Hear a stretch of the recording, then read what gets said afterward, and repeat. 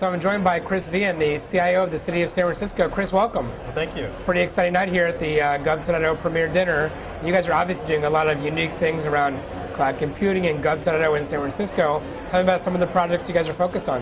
Well, it really starts with leadership, and Mayor Gavin Newsom of the City and County of San Francisco really has tasked me as CIO to make sure that I'm trying something new. He doesn't want me to do things the same old way. He really wants me to fail forward.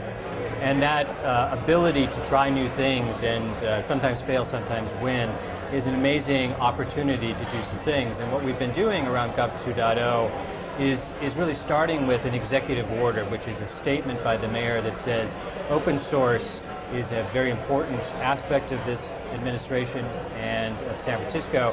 And what we want to use open source to do is to develop new opportunities, new abilities for the public to have access to our systems, to our data, and really create value out of that which they see. So what we did was start with that and actually force, if you will, or direct departments to release data sets out to the public. And we have about 130 data sets that we've released. And as a result of that, developers in San Francisco as well as outside of San Francisco have developed 30 to 40 applications now using that data. And applications that are really rich in their ability to give citizens access to services that we couldn't do or afford to do, but also really giving them tools to make better use of their life in San Francisco. And they range from traditional things like crime mapping, but also more interesting applications of taking data that we wouldn't necessarily think of. Our Rec and Park data, for example.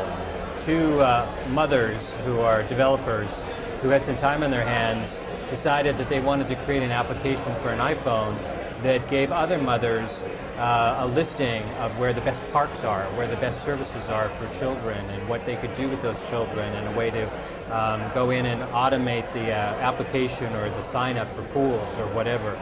And it's just a mommy app that is a wonderful way of showing that the data actually can make real difference in people's lives, aside from what we usually hear around crime or potholes or whatever. And so it's those kind of applications that are being developed. And what we're trying to do now in San Francisco is figure out, okay, it's great to have these applications, it's great to have these things, but how do we take it to the next step? And so what we're doing is working with other cities now around developing standards, and we worked with a number of cities around Open 311 API. And the idea here is that so other cities don't have to pay for the development, we can actually develop an API that's agnostic on the different type of CRM or call center application, but also allows social networking sites to be used to access 311.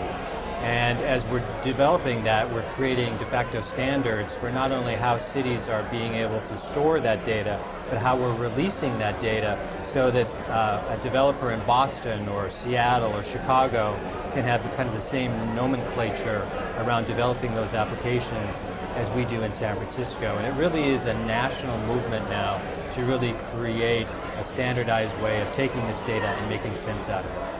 Incredible stuff. You guys are really blazing a trail out in San Francisco. Well, Thanks so much for being with us. Okay, thank you.